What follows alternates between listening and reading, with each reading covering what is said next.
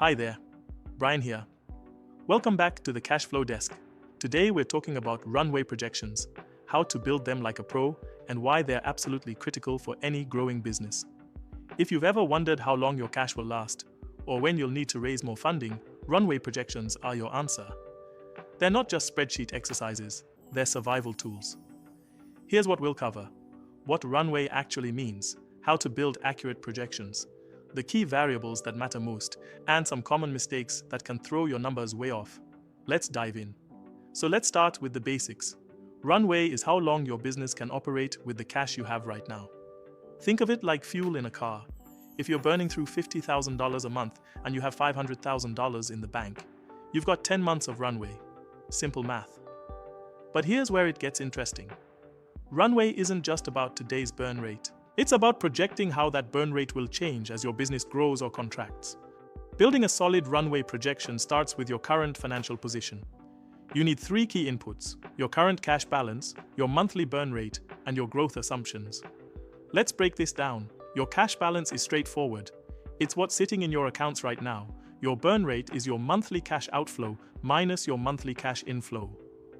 If you're spending $80,000 and bringing in $30,000, your net burn is $50,000. The growth assumptions are where things get tricky. Most businesses don't burn at a flat rate. A SaaS company might be adding new hires every quarter. An e-commerce business might see seasonal spikes in inventory purchases. Here's a practical approach. Build your model month by month for at least 18 months out. Start with your current expenses and revenue, then layer in planned changes. For example, a software company might plan to hire 3 engineers in Q2, launch a marketing campaign in Q3, and expand internationally in Q4.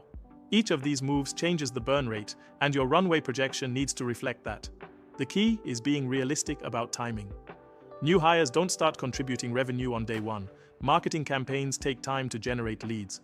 International expansion usually costs more and takes longer than expected. Now let's talk about the revenue side, because this is where most projections go wrong.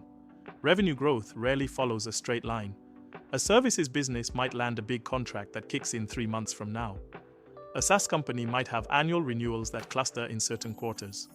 The mistake is assuming linear growth. Real businesses have lumpiness. Some months you'll beat projections, others you'll miss. The trick is building in that variability. Here's what works. Use conservative revenue assumptions and aggressive expense assumptions. If you think you'll close a $100,000 deal in March, model it for May. If you think a new hire will cost $120,000 annually, budget $130,000. This gives you buffer. Better to be pleasantly surprised than caught short on cash because your projections were too optimistic. Another key point: distinguish between contracted revenue and projected revenue. Contracted revenue has much higher certainty.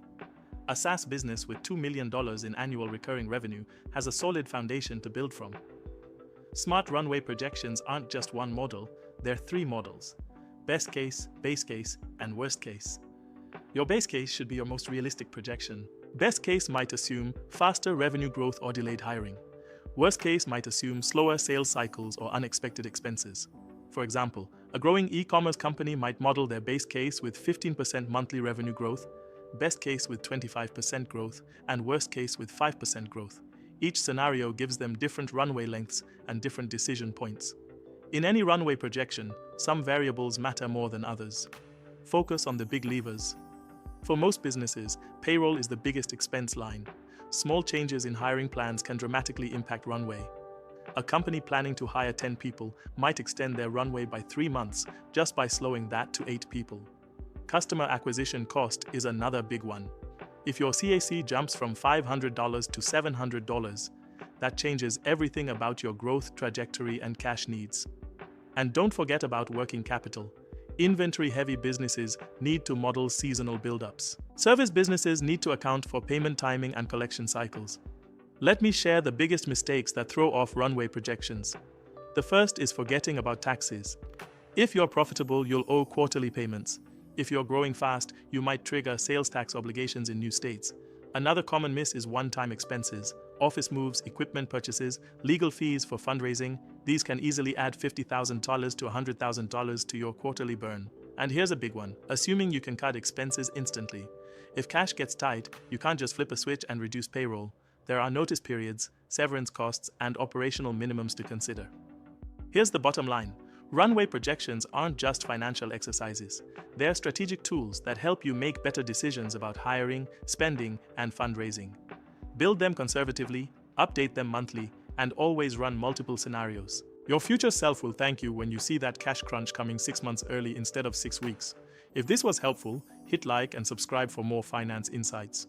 Drop a comment with your biggest runway planning challenge. I'd love to help. Thanks for watching. I'm Brian, and I'll see you in the next one.